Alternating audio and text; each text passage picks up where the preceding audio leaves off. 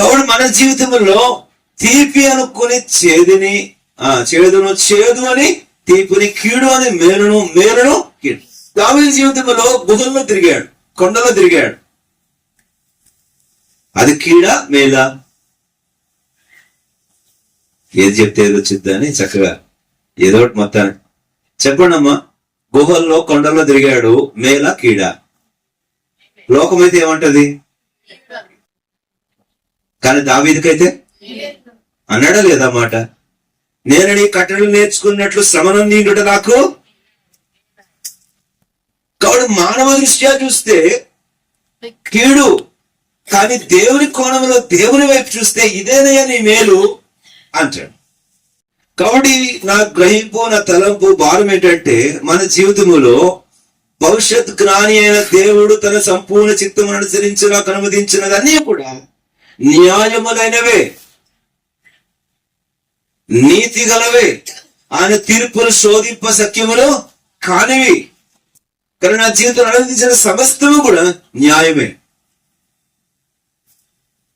అందును బట్టి ప్రభువును మనము నమ్మాలి, విశ్వసించి స్తుతించాలి. దేవుడిలారా, ఇప్పుడు తలంపు ముందుకు పోతాను. 2-3 వచనాలు. రాగల వాటిని గూర్చి, రాబోవు వాటిని గూర్చి అనేటువంటి ఈ మాటలో మొదటి సంగతి రాబోవు ఉగ్రత.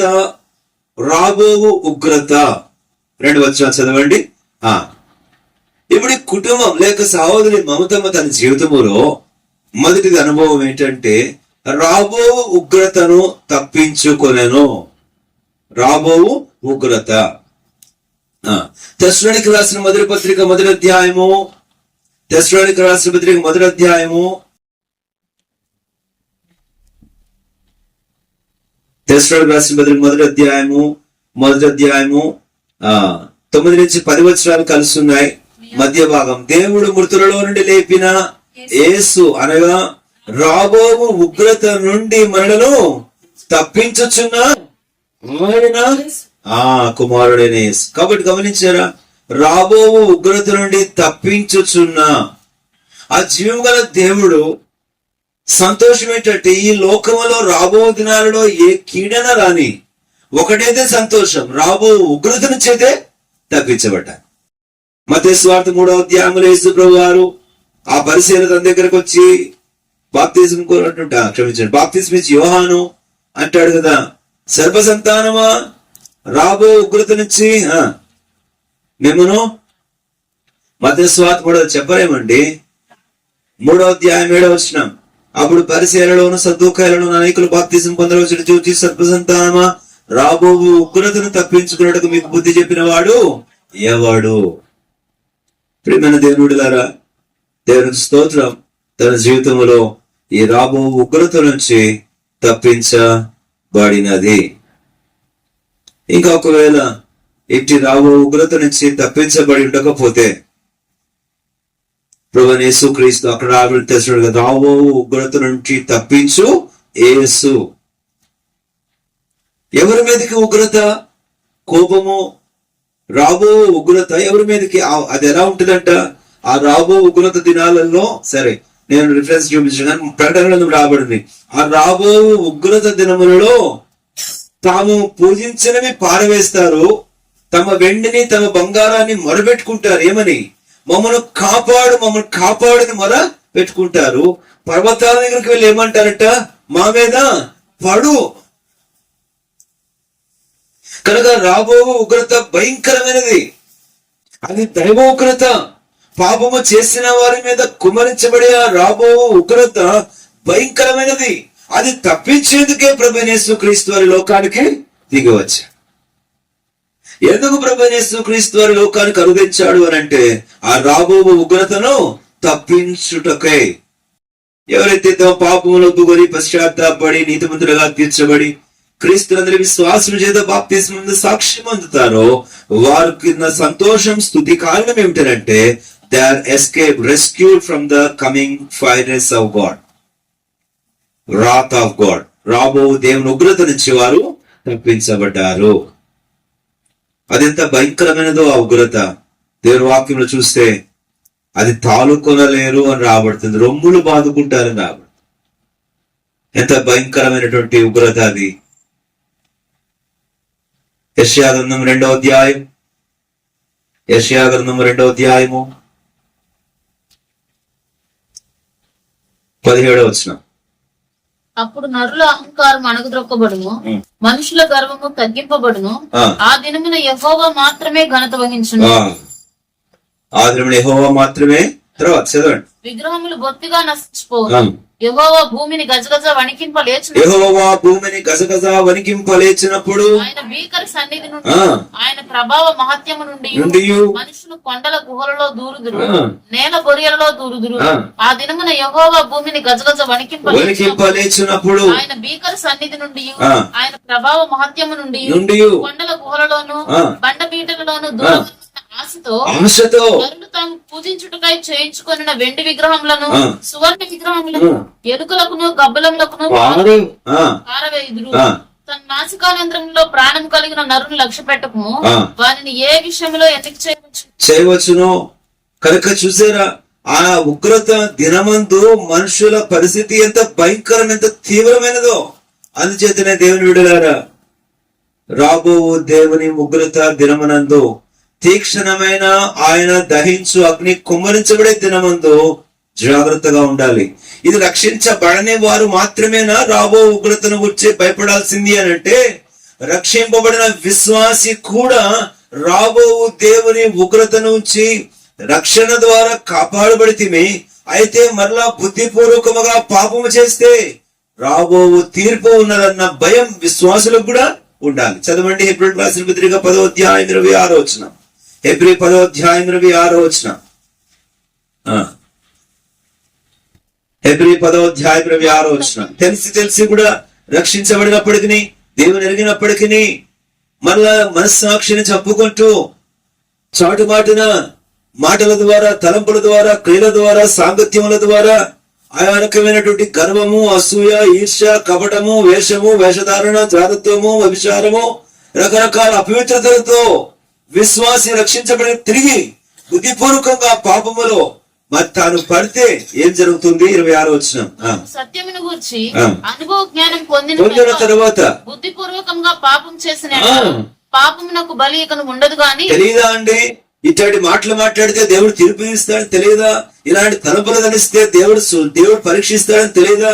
ఇలాంటి చాటు వ్యవహారాలు చేస్తే దేవుడు తీక్షణ తీసుకున్నాడు తెలియదా?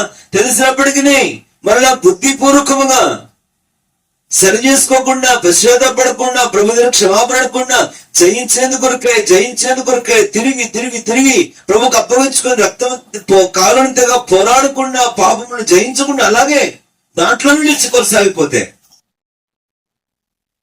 బైబిల్ ఒక మాట చెప్పింది, నీతిమంతుడు 7 మార్లు పడినను ఎన్నో వచ్చిన ఎక్కడండి అన్నాను నేను. ఏదో ఒకటి చెప్పండి, మీకు తోచింది కనీసం ఆమె చెప్పమ్మా. సామెతల గ్రంథం, నీతిమంతులు 7 మార్లు పడినను తిరిగి లేచును అని తర్వాత వచ్చిన రావడం. భక్తిహీనుడు వాడు ఒక్కసారే పడతాడు, పడి నాశనం అయిపోతాడు. అక్కడ ఒక మంచి అవకాశం మీకు చెప్తాను చూడండి, ఒక మంచి మాట. అది అవకాశం అని కాదు కానీ జాగ్రత్త పడాల్సిన విషయం. ఒక సంగతి మీకు జ్ఞాపకం చేస్తాను. 24 చెప్పలే, మరి అంత టైం తీసుకుంటాం వల్ల. చెప్పు.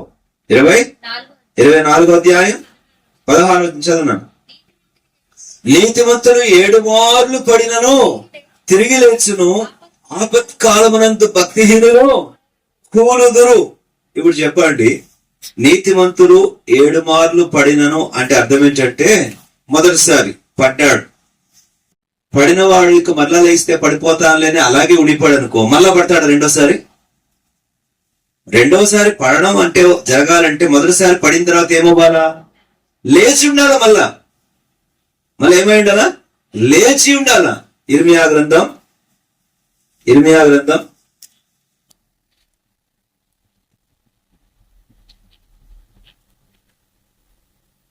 8వ అధ్యాయం 4వ వచనం. 8వ అధ్యాయం 4వ వచనం. చెప్పుము, మనుష్యులు పడి తిరిగి లేవకుందురా, తొలగిపోయిన తర్వాత మనుషులు తిరిగి రారా. కనుక విశ్వాస జీవితంలో పడిపోకుండా నిలబడ్డాను అని చెప్పగలిగేవాడు ఎవరు లేరు. ఎవరు కూడా నేను రక్షించబడిన దగ్గర నుంచి ఒక్కసారి కూడా పడిపోలేదండి, మాటలో పడిపోలేదు, తలంపులో పడిపోలేదు, క్రియలో పడిపోలేదు, సాంగత్యంలో పడిపోలేదు, నిర్ణయాల్లో పడిపోలేదు అని చెప్పడానికి ఎవరు కూడా పడిపోలేదు లేరు. కానీ మళ్ళా ఏం చేస్తారంట? పశ్చాత్తాపడి క్షమాపణ పొంది తిరిగి నిలబడతారు. ఆ పశ్చాత్తాపం ముఖ్యమేం చెప్పండి? ఆ పశ్చాత్తాపం ముఖ్యం, ఆ సరి చేసుకోవడం ముఖ్యం, ఆ క్షమాపణ ముఖ్యం. అది ఇక్కడ వాక్యంలో 7 మార్లు పడిన తిరిగి లేవకుండా అంటే అర్థం ఏంటంటే ఆ వ్యక్తి మానవ రీత్యా అయ్యో అపవిత్రమైన పెదవుల వాడును, అపవిత్రమైన ప్రజల మధ్య సంచరించేవాడును, నేను నశించిందని అని తాను ఆక్రందన చేసే పరిస్థితి ఉంటే తిరిగి లేపుతాడు దేవుడు. రోమిలకు రాసిన పత్రిక 14వ అధ్యాయం 2వ వచనం. రోమిలకు రాసిన పత్రిక 14వ అధ్యాయం 2వ వచనం. పరుని సేవకునికి తీర్పు తీర్చుటకు తినని వాని తృణీకరింపకూడదు కావచ్చు. చూడండి, ఒకడు సమస్తమును తినవచ్చును. 4వ వచనం 14:4. పరుని సేవకునికి తీర్పు తీర్చుటకు నీవెవడవు? అతడు నిలిచియుండుటైనను పడియుండుటైనను అతని సొంత యజమాని పని, అతడు నిలుచును. ప్రభువు అతను నిలబెట్టకు నీవెవరి మధ్యలో? నీ సోదేంది మధ్యలో? నీ సరుగుడేంది? ఒక వ్యక్తి విశ్వాసములో గాని, ఒక వ్యక్తి తన జీవితంలో పరిచయలో గాని, ఒక వ్యక్తి తన జీవిత ఆత్మీయతలో గాని నిలుచుడేను పడినుడేను ఎవరి పని? యజమాని పని. కనుక మన జీవితంలో మనము నిలిచి ఉన్నామా లేమా? అందుకే దేవుడు అక్కడ నిలుచున్నానని తలుచుకున్న వాడు పడిపోకుండా జాగ్రత్త పడాలి. పడిపోయినామా తిరిగి నిలబెట్టేవాడు ఆయనే అని పశ్చాత్తాపం దాని పాదాల దగ్గరికి రావాలి. పడిన వారు తిరిగి లేవకుందురా? లేతురు. కనుక లేచే అనుభవం, పశ్చాత్తాపం తిరిగి సమకూర్చబడేటువంటి అనుభవం, తిరిగి సమకూర్చబడి స్థిరపరచబడి లేవనెత్తబడేటువంటి అనుభవం. ఎందుకంటే పడిపోవు వారందరిని లేవనెత్తేవాడు ఆయన. విడువవు నన్నిక ఎన్నడైనను పడిపోకుండా కాయు రక్షక. విడువవు ఎన్నడైనను పడిపోకుండా కాయు రక్షక.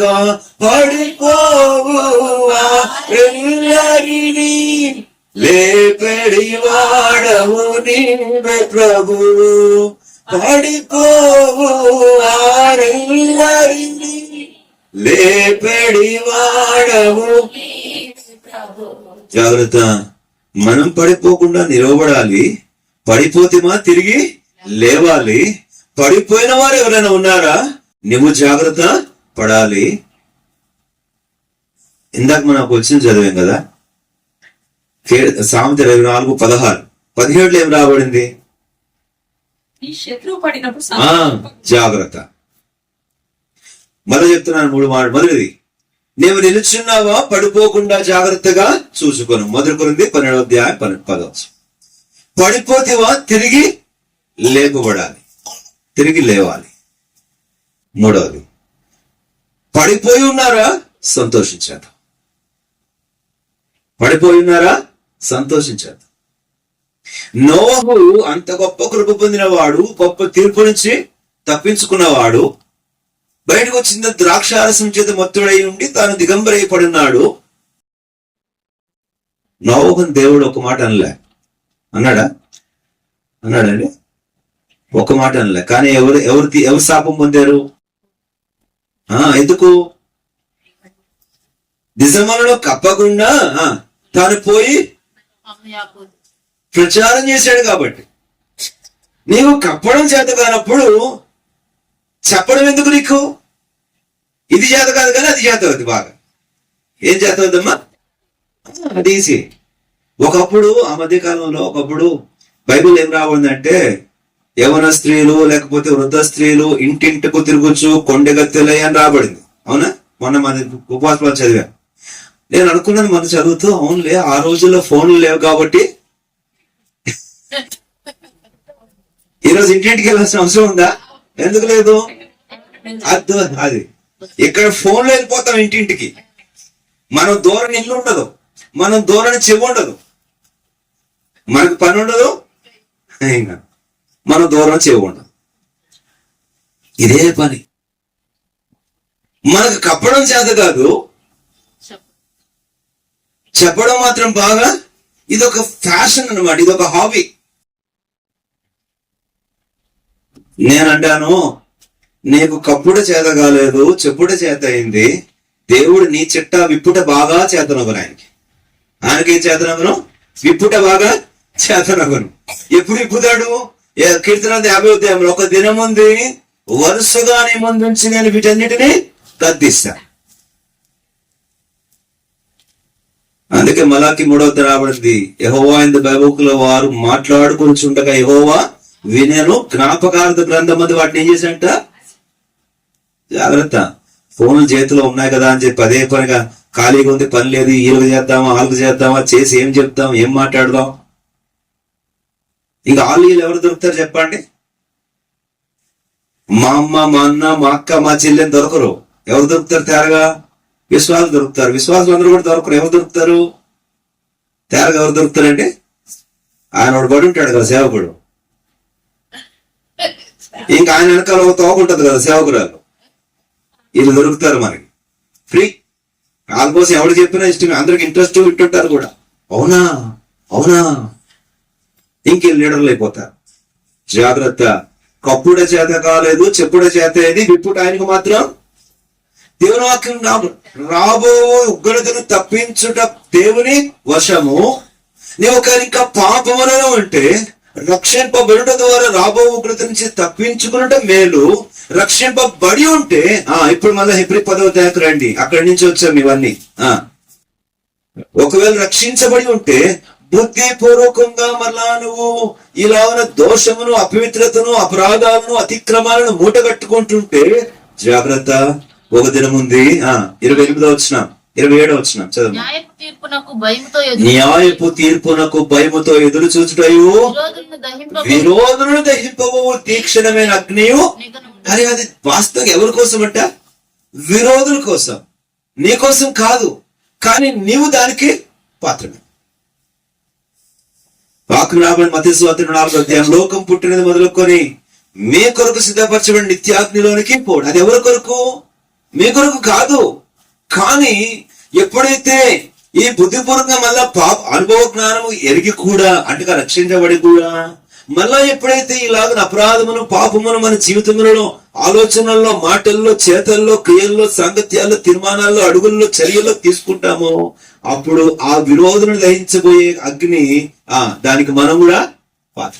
అందుకని వాక్యం ఉంది, లోకముతో పాటు శిక్షింపబడుకున్నట్లు దేవుని చేత ఈ మధ్యాహ్న కాలం రాబో ఉగ్రతను తప్పించుట యెహోవా వశం. యెహోవా వశం. అందుకొరకై జాగ్రత్త పడదాం. రక్షించబడక ఉంటే రక్షణ ద్వారా ఆ రాబో ఉగ్రతను తప్పించి యేసునకు చేరుకుందాం. రక్షింపబడి ఉంటే ఆ న్యాయపు తీర్పునకు, ఆ విరోధులను దహించబోయే తీక్షణ అగ్నికి మనం మరలా పాత్రము కాకుండానట్లుగా జాగ్రత్త వహించు. ఇట్లు దేవుడు ఆ రాబో ఉగ్రత నుంచి మనల్ని కాపాడునుగా. రెండవది, దయచేసి రండి, ఇప్పుడు 3 మాటలు అన్నాను. మొదటి మాట ఇది రాబో ఉగ్రత. రెండవది మన చదివిన 29వ అధ్యాయం 11వ వచనం, 29:11, 29:11 చదవండి తల్లి. 29:11 ఎరుగుతును రాబో కాలమందు మీకు నిరీక్షణ కలుగుటట్లుగా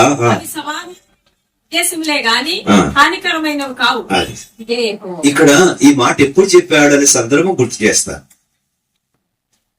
ఎక్కడున్నప్పుడు చెప్పాడు ఈ మాట అనంటే, ఇశ్రాయేలీయులు 70 సంవత్సరాలు చెరలోకి తీసుకొని పోబడ్డారు. క్యాప్టివ్స్ గా చెరకు పట్టుకొని పోబడ్డారు. బబులోను దేశానికి తీసుకొని పోయారు. ఇప్పుడు ఆ బబులోను దేశపు చెరలో ఉన్నప్పుడు, బానిసత్వంలో ఉన్నప్పుడు, తమను చెరగొని పోయినటువంటి బబులోను చేత యాతన పెట్టబడుతున్నప్పుడు, ఆ క్షామము, ఆకలి, కరువు భయంకరంగా వారి మీద ఉపద్రవం ఉన్నప్పుడు, అదిగో యెరూషలేము వీధులు పాడైపోయి ఉన్నప్పుడు, యెరూషలేములో అంగలార్పబడుతుంది, ప్రాకారం పడవేయబడింది, గుమ్మాలు కాల్చబడ్డాయి, బలులు నిలిచిపోయినాయి, యాజకులు అనాథోదు పొలాలకు పారిపోయారు, లేవీలు పారిపోయారు. ఈ పరిస్థితులన్నిటి మధ్యలో ఉత్సవ కాలాలు లేవు, నియామక దినాలు లేవు. ఇలాంటి పరిస్థితుల మధ్య ఈ ఇశ్రాయేలీయులు వాగ్దాన నిబంధనలు కలిగిన వారు, ధర్మశాస్త్రం కలిగిన వారు, విమోచించబడి ఐగుప్తు నుంచి తీసుకుని రాబడి, ఎర్ర సముద్రం నుంచి తీసుకుని రాబడి, మన్నా చేత పోషించబడి, గొప్ప గొప్ప అద్భుతాలు చేసి తీసుకుని రాబడి దేవుని ప్రజలే తిరిగి దేవుని భయమును విడిచిపెట్టి దేవుని ఆజ్ఞను ధిక్కరించిన కారణం చేత దేవుడే వారిని బబులోను చెరకు అప్పగించాడు. దేవుడే వారిని బబులోను చెరకు అప్పగించాడు. చదువుతారా వచనం? దానియేలు గ్రంథం 1వ అధ్యాయం 1వ వచనం. దానియేలు గ్రంథం 1వ అధ్యాయం 1వ వచనం. యూదా రాజుకు యెహోయాకీము ఏలుబడిలో 3వ సంవత్సరంన బబులోను రాజుకు నెబుకద్నెజరు యెరూషలేము మీదకు వచ్చి దాన్ని ముట్టడి వేయగా ప్రభువు యూదా రాజుకు యెహోయాకీమును దేవుని మందిరంలోని శేషించిన ఉపకరణములను ఆ రాజు చేతికి అప్పగించాను గనుక. ఎవరు అప్పగించారండి? ప్రభువు దేవుడే వారిని అప్పగించాడు. తన ప్రజలు వారు ఆచరించాల్సినటువంటి విశ్రాంతి సంవత్సరం 7వ సంవత్సరం ఆచరించకపోయినందుకు జూబిలీ సంవత్సరం అంటారు. కొంచెం వివరంగా చెప్తాను, ఒకవేళ ఎవరైనా తెలియకపోతే తెలుసుకుంటారు. దేవుడు ఏం చెప్పాడంటే, ఈ పాలు తేనెలు ప్రవహించే దేశం అంటే పాలు నదిలో వస్తుంటాయి, తేనెలేమో నదిలో వెళ్తుంటాయని కాదు దాని అర్థం. అవునా? పాలు తేనెలు ప్రవహించే దేశం అంటే అర్థం ఏంటండి? పాలు ఒక నదిలో, తేనె ఒక నదిలోనా? రిచ్ కంట్రీ అని అర్థం అన్నమాట. Rich country. అబ్బా, అక్కడ ఆ నేలలో బంగారం పడుద్దండి అంటారు. బంగారం పండుతుందా? దాని సారా అని చెప్పడం ఉపమాన రీత్యా చెప్పిన మాట.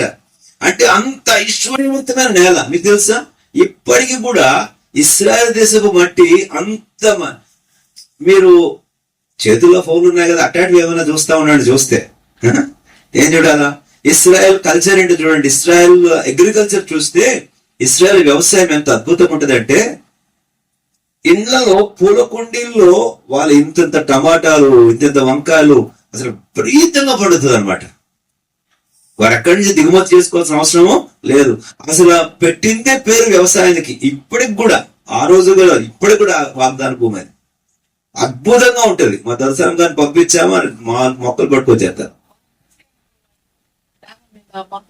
చూసారా ఎంత అద్భుతమైన ద్రాక్ష గల కాడికి మోసుకొని వచ్చారు కదా ఎస్కోలు. ఇలాంటి అంత అద్భుతమైన ఇంత ఇచ్చిన తర్వాత అన్నాడు, ఇచ్చేది కదా అని సర్వం ఆరగించకండి, ఒక కట్టడి పెడతానన్నాడు. 6 సంవత్సరాలు పంట వేసుకోవాలి. 6 సంవత్సరాలు పంట వేసుకోవాలి. 6వ సంవత్సరం మీకు డబుల్ ఇస్తా. మామూలుగా ఎకరానికి 14 బస్తాలు పడుతుందా అండి? లేదా? పడుతుందా? 6వ సంవత్సరము 28 బస్తాలు పండుతుంది, నువ్వు వద్దన్నా కూడా. అయితే ఏం చేయాలి తెలుసా? 7వ సంవత్సరం పంట వేయకూడదు. 7వ సంవత్సరం ఏం చేయకూడదు? భూమిని వదిలేయాలి, విశ్రాంతి ఇచ్చేయాలి. ఆ సంవత్సరం జూబిలీ సంవత్సరం అంటే సునాద సంవత్సరం అంటారు దాన్ని, వదిలేయాలి దాన్ని. సరే ప్రభు అన్నారు. 5 సంవత్సరాలు పంట వేసుకున్నారు. 6వ సంవత్సరం వేసారు. 6వ సంవత్సరం రెట్టింపు వచ్చింది. అబ్బా, అసలు బ్రహ్మాండం పడుతుంది. వేసారు. ఈ సంవత్సరం కూడా రెట్టింపు వచ్చేద్దాం అనుకున్నారు. వేసారు, రెట్టింపు రాలే. చూశాడు, మొదటి 7వ సంవత్సరం అయిపోయింది. మరలా 6 సంవత్సరాలు, మరలా ఇంకో 7వ సంవత్సరం, అది కూడా వదలలేదు. ఇలాగా 7 సంవత్సరాలు వదిలేస్తారు. అంటే ఎన్ని సంవత్సరాలు చెప్పండి?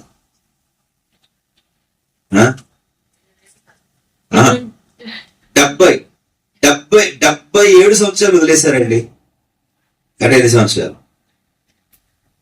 అకౌంట్ బ్రాంచ్ లోకి వెళ్తే లెక్క మూడుది చెప్పద్దు. మరి 77 అంటే ఎంత? మరి 7 ఏళ్ళు 49 తెలుసు, 77 490 తెలీదా? అది సార్. దేవుడు 490 సంవత్సరాలు వెయిట్ చేశాడు. ఎన్ని సంవత్సరాలండి? 490 సంవత్సరాలు. ఈ 490 సంవత్సరాలలో ఆ 7వ సంవత్సరం ఎన్నిసార్లు వచ్చింది? 70 సార్లు వచ్చింది. 70 సార్లు వచ్చింది 7వ సంవత్సరం. వదిలేదు, మళ్ళా పంట వేసేసారు, వదలలేదు. మళ్ళా 6 సంవత్సరాలు అయింది, మళ్ళీ ఇంకో 7 సంవత్సరం వచ్చింది, మళ్ళా పంట వేసేసారు. మళ్ళా ఇంకో 6 సంవత్సరాలు, మళ్ళా 7వ సంవత్సరం వచ్చింది, అది వేసేసారు. ఇలాగా 77 సంవత్సరాలు, ఆ సునాద సంవత్సరాలు 70 కనిపెట్టి 490 సంవత్సరాలు అయ్యేసరికి ఇప్పటికి 70 సంవత్సరాలు మీరు భూమికి విశ్రాంతి ఇవ్వాలి, 6 సంవత్సరాలకు ఒకసారి ఇవ్వలేదు కాబట్టి బయలుదేరండి మీరు అన్నాడు. ఎక్కడికి? బబులోను రాజుకు, రాయ్యా రా తీసుకుని పో మా వాళ్ళని అన్నాడు. కోరేషు నా చిత్తమంతా నెరవేర్చి నా సేవకుడు రా అన్నాడు. అదే కోరేషు ఎవడండి? బబులోను రాజు, ఇశ్రాయేల్ రాజా. కానీ దేవుడు ఏమన్నాడు? నా చిత్తమంతా నెరవేర్చేవాడా రా అన్నాడు. ఏంటా చిత్తం? ఇప్పుడు నా ప్రజలను చెరగొని తీసుకొని పోవడం, వారిని శిక్షించడం నా చిత్తం, నెరవేర్చును అది అన్నాడు. జాగ్రత్త, మన జీవితంలో దేవుడు సునాయాసంగా వదిలిపెట్టాడు మనల్ని, కారణంతోనే అప్పగిస్తాడు. ఎక్కడో మనం ఆయన ఆజ్ఞ విస్మరించాం, తప్పిపోయాం కనుక ఆయన ఉద్దేశపూర్వకంగా అప్పగించాడు. బబులోను రెడ్డి ఆయన అప్పగించకపోతే ఎవడొచ్చి జయించగలడండి? ఎవడొచ్చి తీసుకోగలడు? ఇశ్రాయేలు జయించడం ఎవడు తరమా? ఐగుప్తుని చూస్తున్నాడు, రాజుని గద్దించేశాడు దేవుడు. పట్టుకోవద్దు ముట్టుకోవద్దని రాజును గద్దించాడు, వారు ముట్టుకోవద్దని, అభిషేకించడం ముట్టుకోవద్దని. అలాంటిది అప్పగిస్తే ఆయన ముట్టుకోవద్దంటే మహామహుడైన 5 రాజులు వచ్చినాక 15 మంది రాజులు, ఒక సందర్భంలో 30 మంది రాజులు వచ్చారు. 30 మంది రాజుల పేర్లు రాబడింది సంఖ్యాకాండంలో ఒక సందర్భంలో. ఎవడు జయించలేకపోయాడు. కానీ దేవుడు అనుమతిస్తే, ఓకే అని డోర్ తీస్తే దేవుడు బబులోను రాజు వచ్చి ఈజీగా పట్టుకుని పోయాడు. ఆ పట్టుకుని పోయిన వారిలో వెళ్ళిన వారే, ఆ చెరగొని పోయినప్పుడు వెళ్ళిన వారే దానియేలు, శద్రకు, మేషకు, అబేద్నెగో, వాళ్ళ అసలు పేర్లు ఏంటో. ఆ బబులోనుడు పెట్టిన పేర్లు గుర్తున్నాయి కానీ అసలు పేర్లు మర్చిపోయాం. అజర్యా, మిషాయేలు, హనన్యా,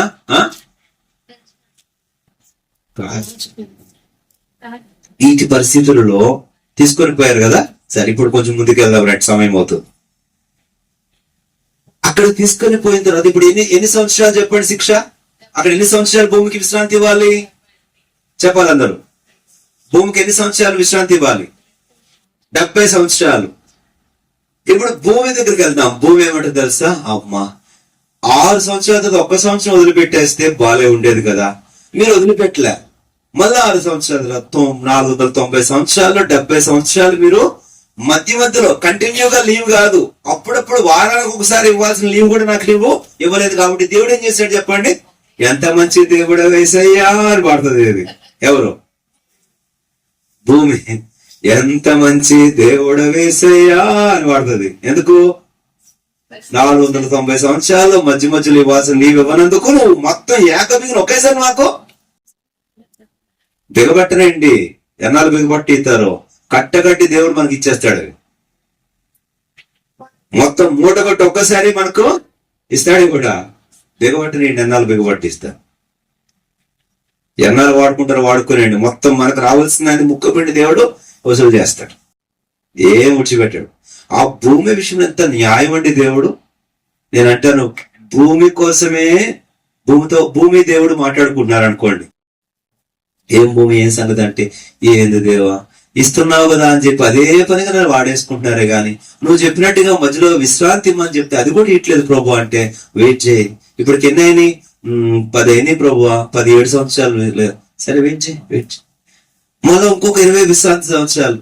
మళ్ళీ భూమి దగ్గర ఏం భూమి, ఏం సంగతి అంటే, ఏం ప్రభు 5 సంవత్సరాలు అయిపోయి వదలట్లేదు ప్రభు, మధ్యలో గ్యాప్ ఇవ్వట్లేదు ప్రభు. వరుసగా దున్నిందే దున్నుతున్నారు, కోసిందే కోస్తున్నారు. నా సారాన్ని పిప్పి చేస్తున్నాను. నా నుంచి కావాల్సింది రావాల్సింది అంతా పీల్చుకుంటున్నారు ప్రభు. వదలట్లేదు ప్రభు, మధ్యలో గ్యాప్ ఇవ్వట్లేదు ప్రభు, నాకు లీవ్ ఇవ్వట్లేదు, రెస్ట్ ఇవ్వట్లేదు ప్రభు. వాడటమే సరిపోయింది నన్ను ఇల్లు. అవునా, బాధపడుతుంది, ఇంకో టైం ఉంది లేకుంటున్నాడు. ఆయన 400 సంవత్సరాలు అయితే ఏం భూమి, ఏం సంగతి ఏమో లేదు ప్రభు. 490 సంవత్సరాలు నన్ను పట్టించుకున్నావు నువ్వు ఏమన్నా అని అంటే, అవునా సరే ఇప్పుడు టైం వచ్చింది చూడన్నాడు. మొత్తం ఇశ్రాయేలు వారిని దేవుడు ఏం చేశాడు? తరిమాడు బబులోనుకి. ప్రవక్తలు వచ్చి ఏం చెప్పారు తెలుసా? మీరు గనక బబులోను చెరక వెళ్ళకుండా ఇక్కడే ఉంటామనంటే గనక ఇక్కడుంటే చచ్చిపోతారు అన్నారు. యెషయా గ్రంథంలో, ఇర్మీయా గ్రంథంలో, మీరు హెజ్కేలు గ్రంథంలో వాక్యాలు చదివారా? ఆ ప్రవక్తలు ఏమన్నారు? ఇర్మీయా ప్రత్యేక ఏమన్నాడు? యెహోవా ఆజ్ఞాపించుచున్నాడు, మీరు చెరక వెళ్ళండి, అది శిక్షకు లోబడండి. కాదు మేము వెళ్ళం, బబులోను చెరకు వెళ్ళం, ఇక్కడే ఉంటామంటారా? కరువు చేతును, తెగులు చేతును, ఖడ్గము చేతును మీరు ఇక్కడ. ఇప్పుడు చెప్పండి, శిక్షకు లోబడితే బతుకుతారా చచ్చిపోతారా? శిక్షను భరిస్తేనే బతికిపోతారు. శిక్ష వద్దనుకుంటే చచ్చిపోతారు. దేవుని బిడ్డలారా, మన జీవితంలో దేవుడు ఏమైనా కఠినంగా పరిస్థితులు అనుమతిస్తే బతికిపోయామని లెక్క. శిక్షించడం వదిలేశాడా, అయిపోయామంతే. మంచి నువ్వు శిక్షించడమే నాకు చాలా మేలయ్యా. చెరలోకి వెళ్ళడమే నేను జీవించడానికి. ఇప్పుడు చెరలోకి వెళ్ళిన వారందరూ ప్రాణాలతో వచ్చారు. నేనెందుకు వెళ్తాను, నేను లోపల దేవుని శిక్ష కన్న వాళ్ళందరూ ఇక్కడ నుంచి చనిపోయారు. ఎంత విచిత్రం చూడండి. ఇది దేవుని పద్ధతి. ఇప్పుడు ఇక్కడ రండి, ఇప్పుడు అంశానికి వస్తా. 70 సంవత్సరాలు కదా అక్కడ దగ్గరకు వస్తుంది. మూలుగుతున్నారు, మొదలు పెట్టారు. ఇప్పుడు ఏంది ప్రభువా, మమ్మల్ని మర్చిపోయావా, వదిలిపెట్టేస్తావా, బొమ్మలోనికి వచ్చా, ఎంత చక్కగా పాలు తేనె ప్రవహించే దేశం, ఎంత మంచి సారవంతమైన భూమి, ఎంత మంచి ఎరుషలేం, ఎంత మంది ప్రాకారాలు, ఎంత మంచి ఇండ్లు, మేము కట్టని ఇండ్లలో ఉన్నాం, నాటిని తోటలో తిన్నాం, త్రవ్వని బావులు తాగం. ఇదే ప్రభు చెరకు వచ్చాం, మాకు అర్థమైంది నాయన, మేము తప్పు చేశాం, మాకు అర్థమైంది నాయన, తప్పు చేశాం. అప్పుడు ఆ 70 సంవత్సరం మధ్యలో వాళ్ళు మూలుగుతూ చెరలో, బాధలో, వారు పశ్చాత్తాపములో, ఆ బాధలో దానియేలు వంటి వారు ప్రభువా క్షమించు అంటుంటే, ఎప్పుడు దేవుడు ఏమన్నాడు తెలుసా? కంగారు పడకండి. ఇప్పటికి 50 సంవత్సరాలు అయినాయి. ఉదాహరణ, 50 సంవత్సరాలు అయినాయి. ఏడుస్తున్నారు. ఏడ్చినంత మాత్రాన నేను ఇప్పుడు తొందరగా మిమ్మల్ని తీసుకెళ్ళిపోలేను. ఏడ్చినంత మాత్రాన అలాగని మిమ్మల్ని ఇక్కడే వదిలేసానికి మాత్రం నేను వదిలేస్తానా? 71వ సంవత్సరం నేను ఇక్కడ ఉంచాను మిమ్మల్ని, ఇంకా కొంచెం కాలం ఉంది అని. ఇప్పుడు ఏం చెప్పాడంటే దేవుడు, ఇప్పుడు చెప్తున్నా మీతో, 70 సంవత్సరాలు పూర్తయితే నేను మిమ్మల్ని దర్శిస్తా. ఆ 70 సంవత్సరాలు పూర్తి అయిపోయినప్పుడు నేను మళ్ళా మిమ్మల్ని మీ దేశానికి తీసుకొచ్చేస్తాను. అలాంటప్పుడు మాకు ఈ కీడు ఎందుకు, మాకు ఈ శోధన ఎందుకు, మాకు ఈ కష్టం ఎందుకు? ఎందుకో చెప్తున్నాను వినండి అని ఇప్పుడు ఈ మాట చెప్పాడు. ఏం మాట చెప్పండి? నేను మిమ్మల్ని గురించి ఉద్దేశించిన ఉద్దేశములు నేను ఎరుగుదును. ఏంటి ప్రభా ఉద్దేశం? ఈ శిక్ష ద్వారా మిమ్మల్ని శుద్ధి చేయడమే నా ఉద్దేశము. అలాగని నాశనం చేస్తానా? నాశనం చేయ. శిక్షిస్తానే గాని నాశనం మాత్రం చేయ. ఈ మాట ఇర్మియాలో రాబడింది. నేను వారిని నిమిత్త మాత్రంగా శిక్షించదనే గాని వారిని సమూలంగా నాశనము చేయం అంటూ ఇంకా అంటాడు, నేను ఇంతవరకే శిక్షించమని వాడికి చెప్తే వాడు 2 దెబ్బలు ఎక్కువ కొట్టాడు, వాడిని కూడా వదిలిపెట్టాను అని అంటాడు. ఎంత ప్రేమ అంటే దేవుడు మన జీవితం. ఆయన ఏమన్నాడు? నేను శిక్షించుదనే గాని మిమ్మల్ని నాశనము చేయను అంటూనే అంటాడు. నేను ఇంతే కొట్టమన్నాను వాడిని, నేనే అప్పగించాను కదా, ఇంతే కొట్టమని చెప్తే వాడేం చేశాడు తెలుసా?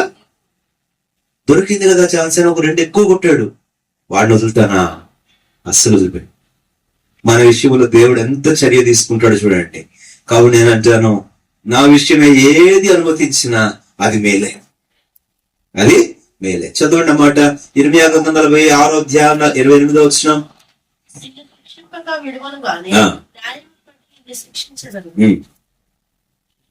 28వ వచనం. నా సేవకుడు యాకోబు, నేను నీకు తోడై ఉన్నాను, భయపడకము. నేను ఎక్కడికి నిన్ను చెదరగొట్టితునో సమస్త దేశ ప్రజలను సమూల నాశనం చేసేదను. అయితే నిన్ను సమూల నాశనము, అరే వాళ్ళని ఏం చేస్తాడంట? సమూల నాశనం. ఎందుకు? ఎంతవరకే అని చెప్తే వాడు ఎక్కువ చేశాడు కాబట్టి సమూల నాశనం చేస్తా. అయితే నిన్నేం చేయను? సమూల నాశనము చేయను. నేను శిక్షింపక విడువను, కానీ న్యాయంగానే నిన్ను. ఎంత మంచి దేవుడు, మీకు అర్థమైందా? శిక్షిస్తాను, నాశనం మాత్రం చేయను. దేవుడు నాశనం చేయనన్నాడు, ప్రేమామయుడు అనేది శిక్షించను అనుకుంటావేమో, అది మాత్రం కామన్. శిక్షించుదును గాని, శిక్షింపక విడువను గాని న్యాయంగానే శిక్షిస్తా. ఇప్పుడు చెప్పండి, దేవుడా నీవు న్యాయవంతుడివే అని మన పరిస్థితుల్లో చెప్పాలా లేదా? దేవుడు నాకు అనుమతించిన ప్రతి కన్నీరులో, దేవా నీవైతే న్యాయవంతుడివే, న్యాయంతోనే ఏదైనా నువ్వు పొరపాటైతే చేయలే. ఆయన న్యాయవంతుడు అని మనం ఒప్పుకోవాలి. మన జీవితంలో దేవుడు ఇప్పుడు అంటాడు కదా, ఈ 70 సంవత్సరాలు పూర్తవుతుంది, నేను మిమ్మల్ని దర్శిస్తాను, మీ గురించి నాకు ఉద్దేశాలు ఉన్నాయి. 29:10 చదవండి. ఇప్పుడు 10-11. 29, 10, 11. బబులోను రాజ్యమునకు యెహోవా ఆజ్ఞించుచున్నాడు, బబులోను రాజ్యమునకు 70 సంవత్సరాలు గతించిన తర్వాతనే. మిమ్మును గూర్చి నేను పలికిన ఇప్పుడు చెప్పండి, 70 సంవత్సరాలకు ఒక్క రోజు గతించకపోయినా కూడా నో రిలీజ్. అంటే 70 సంవత్సరాలకు ఒక్క రోజు ఎక్కువ కూడా అనుమతిస్తాడా? మన జీవితంలో మన కష్టాలకు ఒక దినం ఉంది. మన జీవితంలో మన సమస్యలకు ఒక ఫుల్ స్టాప్ అనేది దేవుడు ఉంచాడు. ఆ టైం దాటక ముందు ఏమీ చేయడు, ఆ టైం దాటిన తర్వాత చేయకుండా మానడు. ఆ సమయం దాటక ముందు ఆయన దర్శించాడు. ఆ సమయం దాటిన తర్వాత, శిక్షాకాలం పూర్తయిన తర్వాత ఇంకా అస్సలు కరుణించకుండా ఆగడు, ఇంకా అసలు వదిలిపెట్టాడు. ఓదార్చుడి నా జనులను ఓదార్చుడి, ఆమె దుఃఖ దినములు సమాప్తమైనమని ఆమెతో చెప్పండి. చదువుతారా ఎవరైనా? ఎక్కడితో చదువుతారా? ఏమండి, ఇంత ధారాళంగా దేవుని ఆత్మ మాట్లాడుతుంది, మీరు హుషారుగా తీసుకోకపోతే ఎలాగా? ఎంత స్పష్టంగా దేవుని ఆత్మతో మాట్లాడుతుంది ఈ మధ్యాహ్న కాలం. యెషయా గ్రంథము, ఒక సమయం ఉంది దేవుని బిడ్డలారా, ఆ తర్వాతనే అనే మాట దగ్గర ఆపాను నేను. 70 సంవత్సరములు గతించిన తరువాతనే, ఆ తర్వాత అది అయిపోతే ఇక నేను మొదలు పెడతానయ్యా. నువ్వు కంగారు పడుకో, నువ్వు తొందర పడుకో, నేనే వదిలిపెట్టాను, నేనే మర్చిపోను. ఆ సమయం అయిపోతే మొదలు పెట్టేస్తానా? తీసారా లేదా? ఎక్కడ నేను చెప్పిన మాట ఏంటి? ఆమె యుద్ధ దినములు సమాప్తమాయను, ఆ దుఃఖ దినములు తీర్చబడిన. ఎక్కడ? 40వ అధ్యాయం యెషయా గ్రంథం 1-2 వచనాలు. మీ దేవుడు సెలవిచ్చిన మాట ఎదురుగా యెరూషలేముతో ప్రేమగా మాట్లాడుడి. ఎంతవరకు కఠినంగా మాట్లాడారా? తిరస్కరించి మాట్లాడారా? తోరణాన్ని మాట్లాడారా? చెరక పట్టుకుపోబడిందని, ఉన్నవి పోగొట్టుకున్నారని ఈసడించి మాట్లాడారా? ఏది పడితే అది తగలుచారా? సామెతికాస్పదంగా, కీర్తనకాస్పదంగా చేసుకున్నారా? ఇసి అని చెప్పి వారిని మీరు అపహాస్యం చేశారా? వెదివేయబడినది అన్నారా? త్రోసివేయబడినది అని చెప్పి పేర్లు పెట్టారా? ఈ మాటలు ఇర్మియా గ్రంథంలో రాబడినాయి. అయితే ఒక దినం వస్తుంది, ఆమె యుద్ధ కాలము సమాప్తమాయను, ఆమె దోష రుణము 70 సంవత్సరాలు అయిపోయింది. వారి దోషానికి రుణం చెల్లు అయిపోయింది, విధించేసిన అయిపోయింది. ఇంకేం చేస్తాను ఇప్పుడు? ఆమె చేతి వలన ఆమె సమస్త పాపం నిమిత్తం 2 పొందిన సమాచారం ఆమెకు ఇక ఏం మొదలవుతుంది అని అంటే, ఇక ఆ తర్వాత శక్తి సంపన్నుడే ఆ ప్రభువైన దేవుడు. ఆ తర్వాత మాటలన్నిటిలో రాబడింది, అద్భుతములు చేస్తాడు, ఆశ్చర్యాలు చేస్తాడు, అద్భుతమైన కార్యాలు. ఇక తర్వాత మీరు అరణ్యమును కస్తూరి పుష్పం వలె పోయెను, ఎడారి అద్భుతంగా పుష్పిస్తుంది. ఇంకా రాబడుతుంది కదా మాటలో, మూగవారు పాటలు పాడుతారు, కుంటివారు గంతులు వేస్తారు. ఇదిగో నేను ఒక నూతనమైన క్రియ చేయవచ్చున్నాను. అడవిలో నదులు ప్రవహింపజేసేవాడును, ఎడారిలో నదులను ప్రవహింపజేవాడును, ఊటలను పుట్టించేవాడునని. ఎప్పుడు చెప్పండి? 70 సంవత్సరములు గతించిన తరువాతనే, ఆ కాలం గడిచిపోయిన వెంటనే, నేను నియమించిన ఆ దినం అయిపోగానే నేను దర్శిస్తాను. ఇప్పుడు చదవండి మళ్ళా ఇర్మియా 30:29. ఇదే మాట ఇంకా 3వ తలంపు వెళ్ళలేండి. 29:11.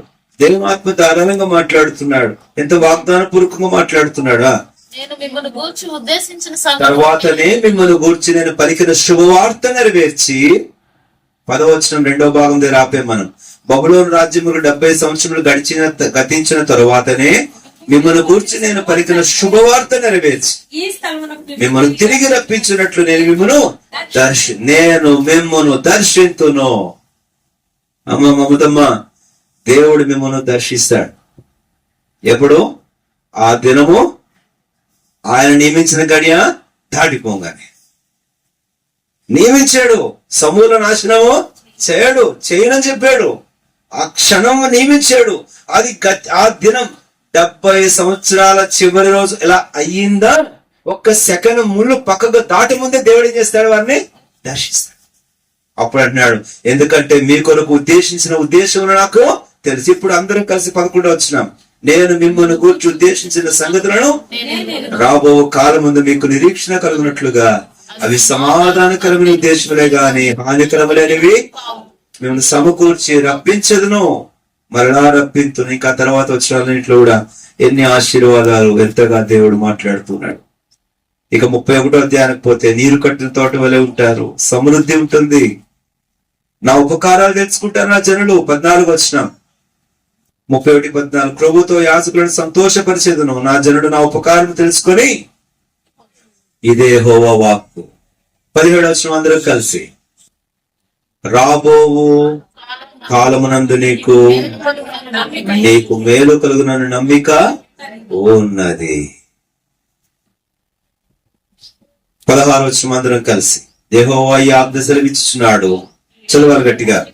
ఏడవక ఊరుకొనుము, కన్నీరు విడిచడం మానుము, నీ క్రియ సఫలమై జనులు శత్రువుల దేశం నుండి తిరిగి వచ్చేదరు. ఇదే యెహోవా రాబో కాలముందు నీకు మేలు కలుగునని నమ్మిక ఉన్నది. ఇదే యెహోవా నీ పిల్లలు తమ స్వదేశంలో తిరిగి సమకూరుస్తారు. తిరిగి యెరూషలేము పెళ్లి కుమార్తె స్వరముతో, పెళ్లి కుమారుని స్వరముతో, ఉత్సాహ ధ్వనులతో, తంబురులతో, సితారాలతో నింపబడుతుంది. యెరూషలేములో పాటలు వినపడతాయి. ఏమని?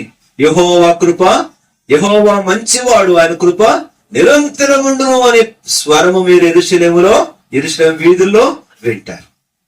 అంగలార్పు వెళ్ళిపోతుంది. ఇశ్రాయేలును దర్శించిన దేవుడు ఈ కుటుంబాన్ని దర్శించడా? ఇశ్రాయేలును దర్శించిన దేవుడు దేవుని బిడ్డ చేరవచ్చిన వారైనా దూర ప్రాంతాలు వింటున్న వారైనా ఆయన మిమ్మల్ని దర్శించడా? ఆ కాలం గడిచిన వెంటనే, నీ దోషణము తీరిన వెంటనే నీ దుఃఖదినం సమాప్తమైపోతుంది, నీ యుద్ధ కాలం తీరిపోతుంది. ఆయన నిన్ను ఓదారుస్తాడు. ఆయన నీతో ప్రేమగా మాట్లాడతాడు. ఆ రాబో కాలం నిరీక్షణకు ఆస్పదమయ్యే కాలం, మేలు కలిగే కాలం దేవుని ఉద్దేశాలు ఉన్నాయి. అవి సమాధానకరములే కానీ హానికరములు. ఇప్పుడు ఆ ఐగుప్తు చెరలో ఉన్నప్పుడు ఏంది ప్రభువా, ఇదేం ఉద్దేశం, ఇదేమో అసలు ఇలాంటి బుద్ధి పుట్టిందేంటి ప్రభువా, ఉన్న చోట ఉంచకుండా తీసుకొచ్చి మమ్మను ఈ బబులోను చెరలో ఈ బానిసత్వానికి అప్పగించే ఇదేమో ఉద్దేశం, ఈ పురుగులో ఇలాంటి బుద్ధి పుట్టిందే ప్రభువా అని అంటారా? దేవుడు అంటాడు, ఇది హానికరం కాదు, ఇది సమాధానకరమైన ఉద్దేశమే కానీ హానికరము కాదు. అదేంటి ప్రభు, చెరలో పెట్టడం, కష్టపెట్టడం, పరాయి దేశాన్ని తీసుకొచ్చి బానిసత్వంలో పెట్టడం, ఇది దేని ఉద్దేశం? అది హానికరమైన ఉద్దేశమో కాదు, ఇది సమాధానకరమైన ఉద్దేశం. మోకరించండి, ప్రార్థన